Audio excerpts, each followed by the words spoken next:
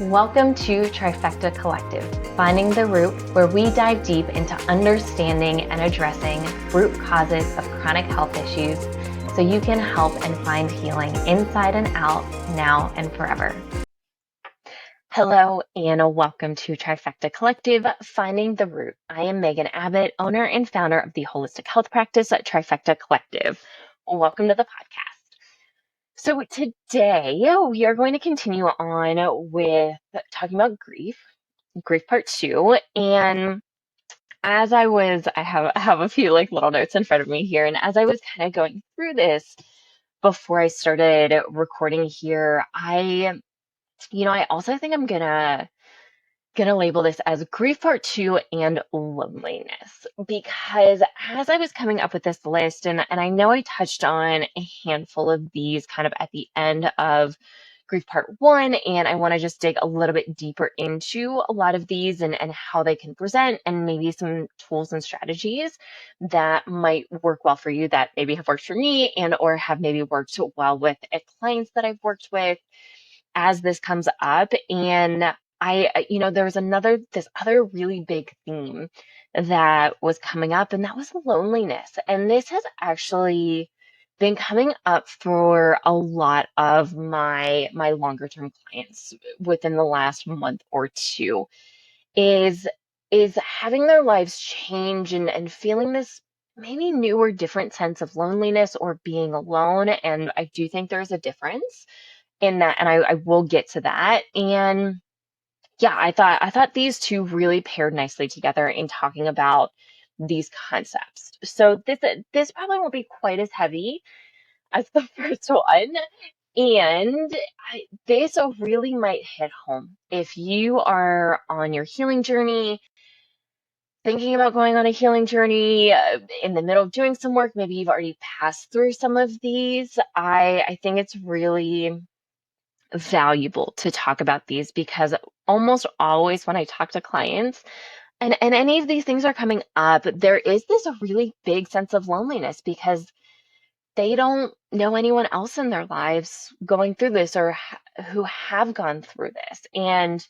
I think sometimes these other forms of grief and loneliness that can come up in our lives are a little less obvious, and not necessarily, I don't think everyone will go through these. I think pretty much everyone, most people, will go through some sort of grief in their life, especially if someone passes away, and the likelihood of that happening at some point in your life is arguably pretty high. And these are also really big deals that we can go through, and that can be very challenging to navigate. And once again, especially if you don't have a really tight-knit community, which by the way is one of them, is it can feel incredibly lonely. You can feel weird and isolated, and like there's something wrong with you because you may not know anyone else going through this. And this is a big reason. If you're not familiar with our programs, we do one-on-one coaching for sure. A lot of our clients, I'd say, in our primary program that we work in helping clients heal on a more one-to-one level is our group coaching program. And group really should be a quotation marks, because it's not really group coaching. It's all individualized coaching and programming. However, the calls are in a group setting, and it's almost like office hours, where we have time slots throughout the week where our practitioners are available and people hop on the calls and go one person at a time. And you get to listen to other people's stories. And this is a big thing. I also have a microdosing group, if you're not familiar. And yeah, we talk about some microdosing, and most of it is around trauma healing. And that is a smaller group. It is a closer knit group, a little bit more interactive. And, these two kind of programs were really important to me as I was building out this business, because what I was seeing so consistently is that women, we need community. Not that men don't, because they do. And sometimes it's different for us, for sure. And the level of healing and conversation and depth and connection, oftentimes there's a different desire there. And I wanted to give the space where people could, do their own work, go at their own pace. It wasn't a one size fits all kind of thing. And at the same time, people get to hear what other people were dealing with, both in all directions. People's struggles, what successes. Like, hey, I am finally sleeping better. Like, my skin is clearing up. Like, I didn't even realize I was going to get my period this month, and it came, and it was totally fine. I had no symptoms for the first time in years. I got my period for the first time in years, or I've done it consistently for now 6 months after not having it consistently for years on end. And so I wanted people to be able to share, I wanted women to be able to share these experiences. And once again, just know that if any of this resonates with you today, all of these topics that I'm going to be speaking about, once again, know that you're not alone. You're not the only one. I've gone through the vast majority of these. I think the only one is going to be the last one that I talk about. And I maybe have a little bit of a different perspective that also may resonate with some other people, some other women, as you listen to this. And no, none of these are exclusively women specific. And I do think as women, we do tend to dive deeper into our own healing and can experience more of these things. So the first one I really want to talk about is family. And this is a tough one for a lot of people.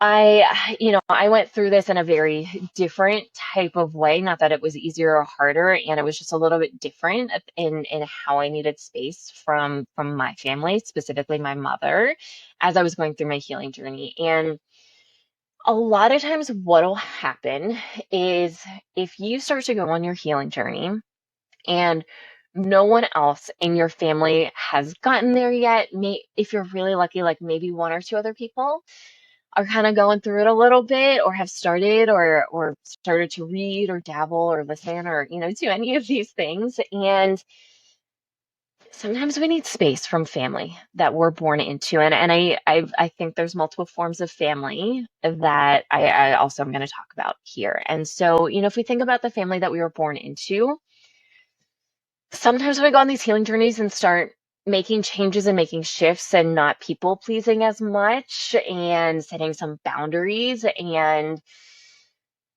just being a little bit firmer on some things or wanting to talk about deeper things, wanting to talk about things that happened growing up, patterns that are still repeating, cycles that are still repeating. A lot of times, if you are the initiator, you can absolutely be the black sheep. And that can be challenging in a lot of ways. And the first and foremost is you may want to help and rescue your whole family for doing the work that you're doing and for doing this healing work and becoming aware and enlightened. And yeah, just very aware of these things and starting to make these shifts. And your family may get mad at you. They may not understand. They may, I've seen this especially with a lot of people who grew up in very, very strong religious backgrounds. There may be some persecution of you're not following the Lord's word or God's plan or something along these lines. And by the way, and I know I've said this before, this has nothing to do with spirituality. This is really becoming aware of our own patterns. Yes, spirituality and or religion can be a part of that. I also don't think those two things are mutually exclusive. I actually think they overlap quite well. And I will likely have my fiance on the podcast at some point and talking more about this because he has been through quite the experiences from religious spirituality and combining those things. So but that can be a really big thing within your family. And it's like you love them so much. You want to see them heal. You want to have this really close and arguably deeper, more real, more intimate relationship with them. And they may not be in a place to be able to do that. And so family functions, talking to your family, being close to your family, that can shift and change, and that can feel like a tremendous loss. A lot of grieving, a lot of sadness, certainly many other emotions can come up with that. Anger, regret, a lot of back and forth of should I cut this person off? Should I not cut this person off? What kind of boundaries should I set? What does this really look like? Here's the relationship I want, and is that realistic? Is this is everyone that you want to be a part of this, is everyone on the same page, and is everyone capable and desiring to also have the same or similar types of relationships? And a lot of times it is not. And that can be very, very, very challenging. You can be the outcast, you can be yelled at, persecuted, said that you are in the wrong. By the way, I've heard all of these things both for myself and with clients. And the blame game is no joke. People can blame you for all of the things, even if you had nothing to do with them. And family can also be very triggering when you're going along your healing journey and you have started to make a lot of these changes, and it can really pull you back into some old patterns, bring up a lot of things. And once again, I do think there's a lot of value in that and being able to work through that. And how can you stay regulated? How can you come back to yourself through those periods of time? And that's a big thing. And also understanding, once again, and I feel like I've said this before, and I'm not totally sure on what episode, but when we set these boundaries, especially with our family, especially with people that we've known for a very, very long time, these boundaries are ours to uphold, not anyone else's. And we hope over time people learn our boundaries and what we expect out of these boundaries. And it is also not fair to set some new boundaries for someone to forget and or not remember, cross them, and for you to get mad. That is also not necessarily appropriate unless there was like very malintent that is well known, kind of going on there. So, but this can be very hard, and redefining and separating from your family can be very challenging. For me specifically, when I lost my uncle, that really felt like the last tie to my family. And certainly while I was grieving his death, it was also a real sadness and grieving process to realize that was my last big tie. And not that if I reached out to cousins or different people in my family, I'm sure they would be very open. And I still have some lines of communication open with certain, a handful of family members. And it's not the same. And I recognize that. And of course it could shift, it could change. And I don't know if that's in the cards for me, and that's okay. And once again, I went through a grieving process around that. It still comes up every once in a while. When my partner proposed, that absolutely came up for me, and it just looks really different. I think another piece, and this is similar and also a little bit different here, but for me, I think there's a lot of value in, and I think some of us may not realize how valuable this is until we don't have it, but recognizing how valuable it can sometimes be having known someone for so long and for them to be able to recognize your growth. And if someone grew up with you, they watched you as a child, they watched you grow into a teen, into an early adult, to a later adult, and then go through this healing process. Wow, that can be really powerful. And that, not that we need external validation, not that we need that. And there's a lot of power in that. My fiance and I were just talking about this yesterday, and he's been working with a therapist for many, many years, and to see him propose to me, and this was the first time he had talked to him since he had proposed, and my fiance kept that very close to his heart, the fact that he was going to propose and the timing of everything. And that stirred up some things in and of itself. And to talk to his therapist, and this person that he's been very close with and who has seen him go from, right after his first head injury to progressing through his life and all of the healing and changes and everything that's been done. He's like, wow, it's really cool to be able to hear that kind of feedback, to just be able to hear the growth and see that. And for me last year, I got that quite a bit from two of my mentors that I started working with early on in my psychedelic work. And so they've known me for several years. They've seen me go through some pretty big changes and pretty big transformations. And for me last November, when I saw them both, for them separately, and privately to approach me and say something about it, it really struck a chord with me. And it also, that is something that I was aware of, that when I lost my uncle, and he made a lot of changes after my mom passed, with his own habits and thinking and his own healing journey. And we talked a lot about that because we were on kind of different and similar paths. And to be able to recognize how much we were growing, and to be able to reflect back to each other what that really looked like, what that felt like, and to be able to see that in each other, and share some of the same struggles and wins and different things like that, was really, really powerful. And to lose that, once again, like, that was another piece of grieving that I had. And that still comes up for me sometimes, where this, once again, it's not like I need someone to validate or say, like, good job or yay for you, because I don't need that, and I don't feel like I need that. And being able to have someone who's seen me as a child, to be able to see me in the heart of my own trauma, and drinking to numb and repeat a lot of these same patterns that I learned from my mother that were not good, not healthy, and to be able to really make some significant shifts, significant changes, to break some very significant family trauma cycles myself.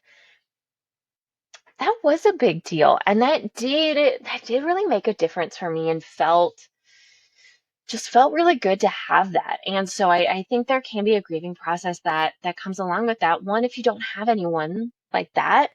Two, if you lose that person and or people in your lives. And there's one client in particular that I have that I've been working with now for, I think we started in 2020.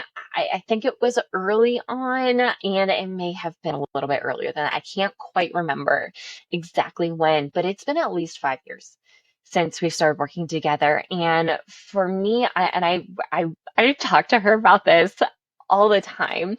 And just seeing, and I've worked with her also in a variety of capacities, because I was doing more personal training work at the time. I've done, yeah, just done a lot of different type of work with her in a lot of different capacities. And, I remember when we first started working together, she was so dissociated from her body. And I would ask her, hey, when we do this, like, what are you feeling? What do you feel it in this area? What do you feel? What sensation is it?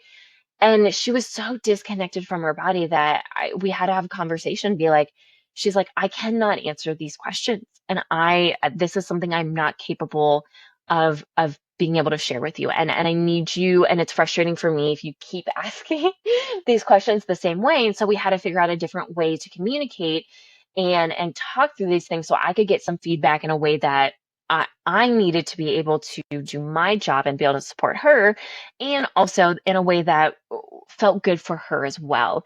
And for now, when if I ask, what does your belly feel like? What do you feel, any sensations? This, and she is able to close her eyes, tune in, and tell me immediately. And man, it is such a testament into all of the work that she's done. I could not be prouder of her. And I've played, in my opinion, a very, very, very, very, very small piece in her overall healing process. And just, I mean, it's incredible to be working with someone over the course of 5 years, and to see that level of progression. Even clients I've worked with for a few months, a year, a couple years. I mean, it is really incredible to see the progress that can be made. And it can be very challenging to recognize that yourself at times. And so having someone who is able to reflect back to you, hey, do you remember when we first started working together, and this was what we would have never been able to have this conversation. This conversation would have looked totally different. Remember what you said to me when I tried to bring this stuff up, and look at where we are now. And having someone like that in your life, once again, I do think it just provides a lot of value and can be very helpful in providing reassurance that you are growing and shifting and changing and doing all of these things. Once again, not that we need that. And it can be hard if we lose that kind of person. So that is another type of grief that can absolutely come into play here. And, one of the biggest suggestions I can give you is have some different tools, have some different resources. Community can go a long way. Family is not always the family we are born into. We can create our own family, and that's going to lead me into kind of my next couple topics here. And sometimes we really need to take a hard look at what kind of relationship we want and or we are able to have with our family. And that may not look exactly how we'd like. And that may be the reality of the situation. And once again, spending time with yourself and taking that time to grieve, I do find letter writing to be extremely valuable in this case. That's just for you. You can burn it, you can bury it, you can put it in some water. You can just keep it for yourself. I still have my mom's eulogy on my computer, and it just stays in a folder kind of by itself away. I don't see it very often. Every once in a while I might think about it and pull it out. And that's just where I keep it, and that's what feels good for me. So the next one is losing friendships and or changing friendships. Oftentimes this can be recognizing that people who you thought were your friends maybe aren't as good of friends as you would really hope. And once again, I think we all need friends. I think we all need community. There are lots of studies that show that we need that. And there's also some really interesting studies showing the changes that can happen in inflammation levels, that can change with cortisol levels, that can change with some other different types of hormones and markers when women are in community. And I just had this conversation this week with another one of my clients about this. And sometimes you recognize as you start to go through your own healing journey, how other people make you feel. And this can go both ways. Some people can make you feel really good. You just leave interactions with people and you're like, I feel so good. Every time I'm with this person and I leave them and I feel lighter. I feel good. It was so that even just like the 30 minutes of coffee with this person was just like very therapeutic and very helpful and really great. And that's amazing. And that's really how friendships should make you feel. Not that friendships are all sunshine and butterflies all the time, because no, they aren't. And they should feel supportive. They should make you feeling good most of the time. And if people make you leave feeling bad, like you can't be your true self, that you can't speak up without being persecuted. Now, obviously, we're speaking in a way that's not attacking or insulting or, any of these things. So we are communicating in a way that is supportive and healing and true to ourselves as well. And we should be able to call people out in a positive way when needed. And ideally, they would be receptive to that. And I think, for me, I know this was a huge thing for me, and I'm not totally sure where I got this from. I'm sure I got this from my mother, and not totally sure 100% because she did have some female friends, like long-term female friends, and there was this always like search and hunt for male attention and affection and things like that. But for me, I know growing up, I feel like there was a lot of competition between women, competition for guys growing up, and disputes over having crushes on the same boys, or competition within workplaces, and almost thinking like it's a zero sum game, and we've got to like tear each other down for one of us to get up, and it was a whole thing. And the friendships that I have, the female friendships that I have now, these women could not be more supportive across the board. And some of us are in similar workplaces and industries. And I have never, ever felt in competition with any of them. I've never not wanted to talk about work because I thought they would steal an idea, or I was going to steal their idea, or there was no sort of competition. And it's, for me, that's a big shift. And I remember when I first started in some mastermind groups and different kinds of like group business kind of coaching, that I did still continue to feel that I really felt like we were in competition with each other, which is not the case. And for me, I really don't feel that way anymore. And it's, the more people that are in the health and wellness industry, not that I agree with all of them, and people need help. We, as a society, especially as women, we are struggling. And I may not resonate with everyone. Someone else may not resonate with everyone, and so there's different people for different things. And I know for me personally, I've worked with a lot of different types of people, and I go back to them for different things and for different reasons and different tools and different times in my life when I'm feeling needs or different types of support. And I know these people because I've worked with so many different types of people, what kind of support they're able to provide and what feels very nurturing, what feels very healing, and what feels very supportive and can help me fill my cup up at that time. So I think that is really valuable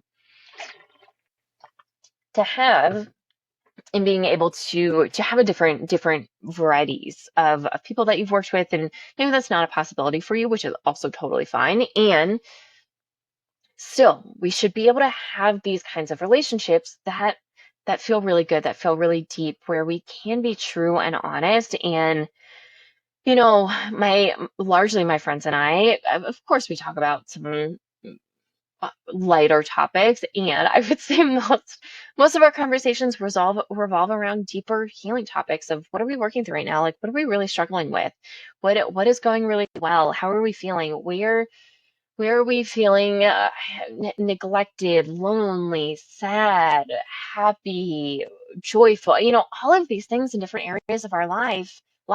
And it's only supportive. And certainly there's some advice at times, and a lot of it is just, I am here for you. I'm here to listen. I love you. And if there's something specific I can do for you, please let me know. And it's amazing.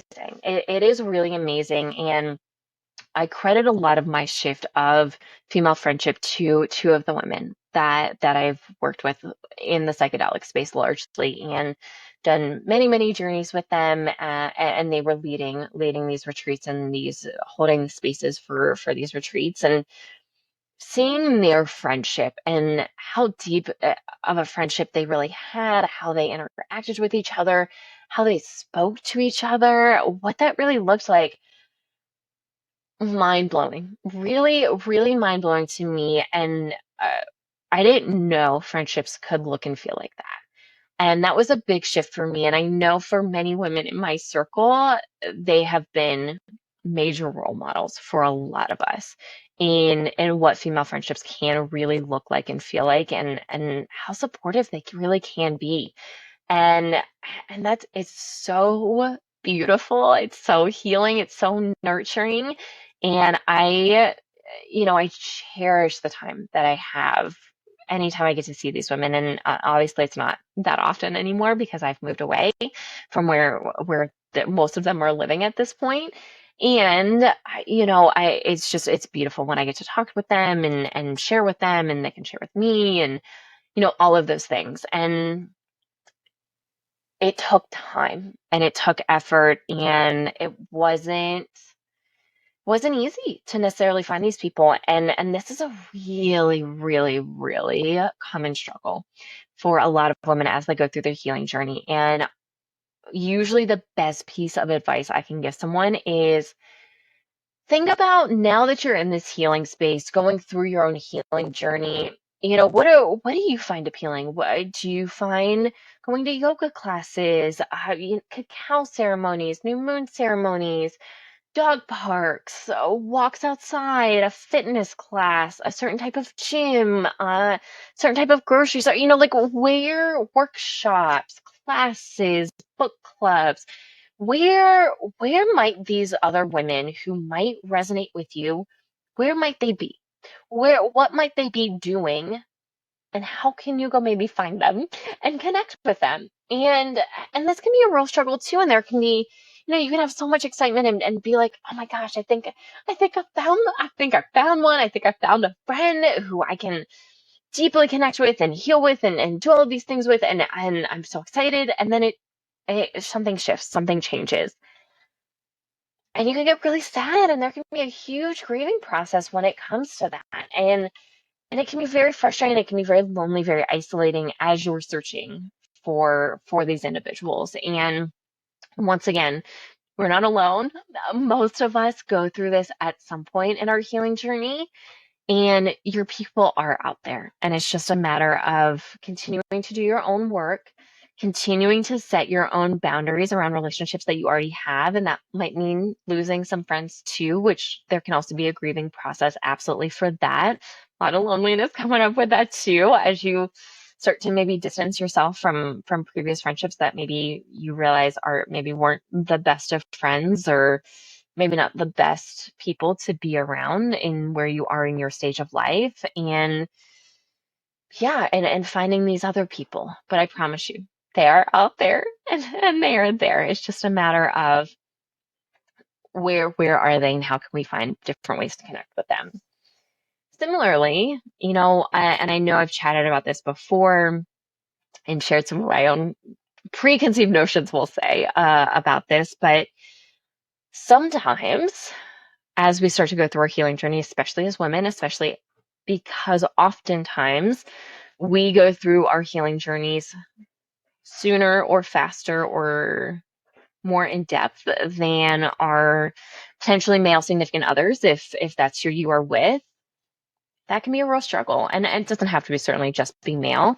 And I do see this more commonly between men and women, in the females initiating and leading this more. And I also spend a lot of time in female-driven healing spaces, and this is a very common topic to come up with women who are with men. In that, sometimes our relationships need to change, and you know we need something different. And I know for me in my previous marriage, it got to a point where I was very aware that this was happening very early on, that as I was going through my healing journey and I was shifting and changing, and my significant other at that time wasn't, and maybe wasn't as open to it. While he was very supportive of me doing all of the work that I needed to do, he was not quite along for his own right at that point in time. And I was aware of it, and I was afraid that at some point it would lead to a separation. And obviously it did. We are no longer together. We did get divorced, and that played a big role. And I don't know any female who has left their male significant other who hasn't tried their darndest with the capabilities that they had to help bring the partner along.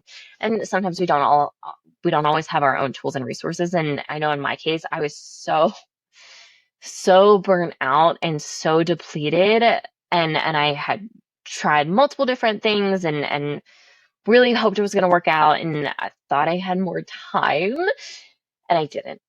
And it may have seemed sudden, potentially in his eyes, potentially in external eyes, and it was absolutely not.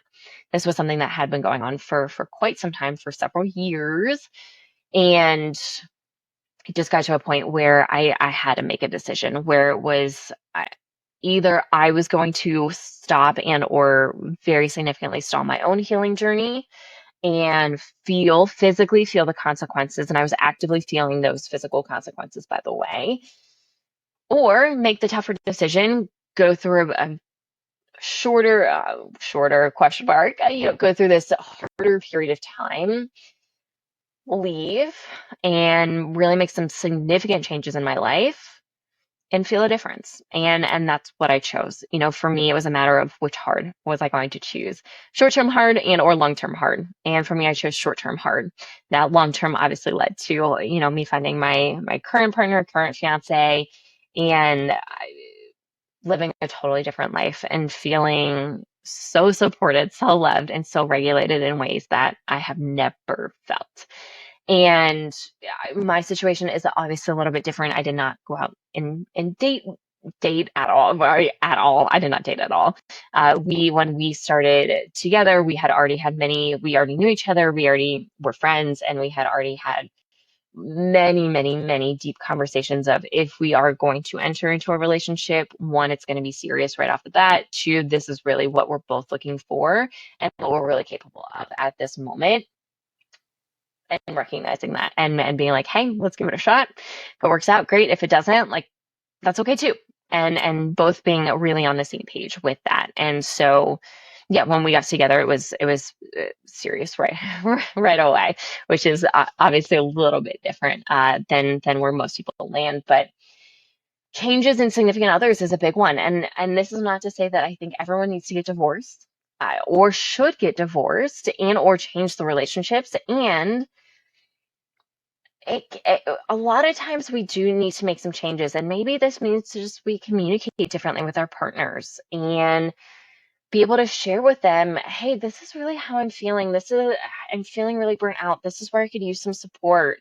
I know I haven't done the best of job previously asking for support and asking for help in these different areas, and I really am needing this at this time. And the right partner will absolutely step up, and they may not know. It may take them a little bit of time, which I think is totally fine. Let's be patient.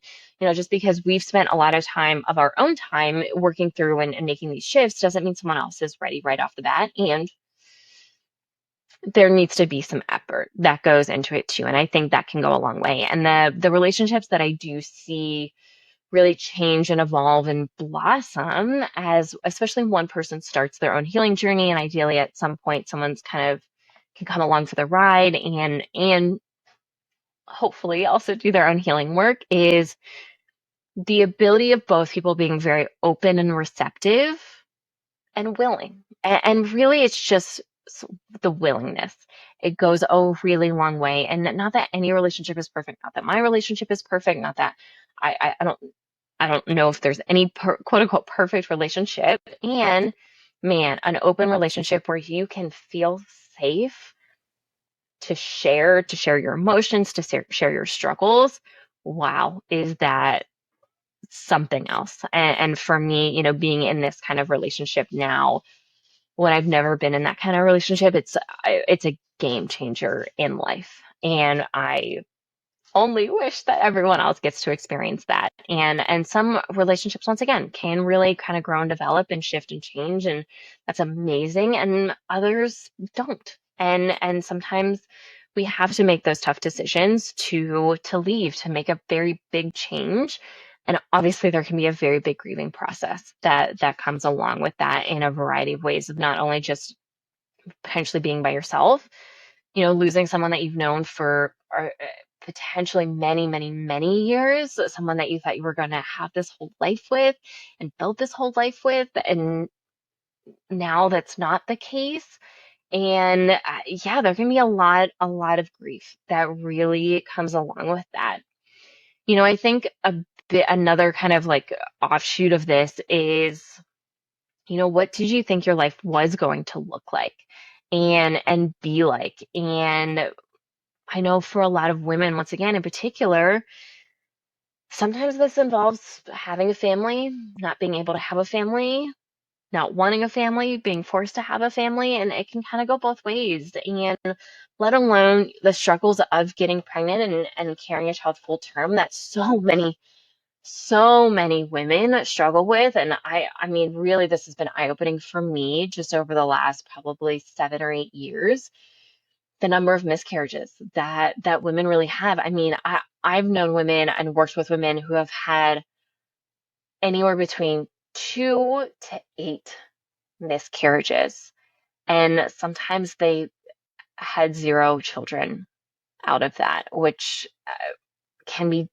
devastating and provide so much grief really around all of this. And of course, there are other avenues to have children, and that can be an option for some people. For some people, that's not really what they want, and for others, maybe it's not totally financially feasible or very possible, and that can bring around a lot of grief as well around this. I know for me, I'm a little bit on the other end of the spectrum where I've never really wanted children, and I've never been pregnant before, and I mean, I have full faith in my body that if I really wanted to, I could. And we never know until we really try. And I've done so much work that I feel pretty confident in it. And I know plenty of women who have not wanted children and have accidentally gotten pregnant. And there's a level of grief around that. And that some of these women are the most incredible mothers that I've seen. And there's a grief that comes along with this of a life that maybe they really wanted, or things that they had to give up, shifts that they had to make. And once again, not that they didn't do it or weren't willing to do it, not that they aren't great parents, and they had to make a lot of sacrifices, and that can absolutely bring around a lot of grief. And once again, there can be jealousy if you were on the other end and you really wanted a family, wanted children, and maybe that ended up not being in the cards for you, and you have friends who are pregnant, who do get pregnant, and who do have families, and there can be jealousy and a lot of grief that comes around with that too. I know for me during my last November, during my journey, sorry, 2 years ago, in my journey, I believe, yeah, it was the 2 years ago. So about 2.5 years ago now, for me, this really came up for me. And, I was 30, probably 33, 34, 33, 34 at the time. And during my journey, I felt my body grieving the fact that my heart did not want a child. And my body was going through this grieving process of, let's be honest, as women, we are biologically designed to be able to have children.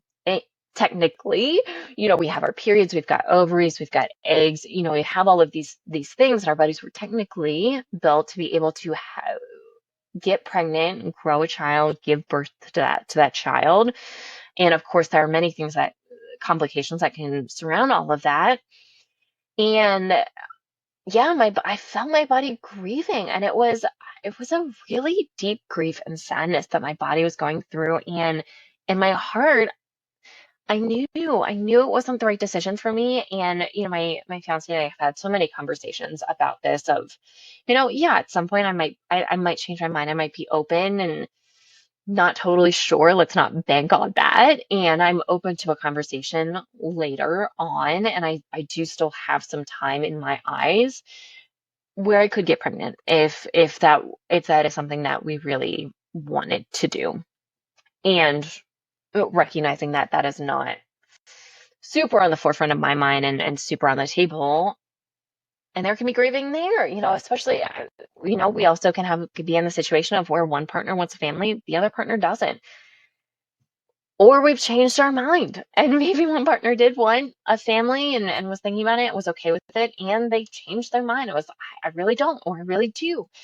And that can bring about a lot of grief and sadness. And so learning how to sit with all of this, and I think society can put a lot of pressures on us, especially as women. And I know for me, before my healing journey, before I set a lot of boundaries around this, I would get a lot of comments of, oh, especially when I got engaged the first time and got married.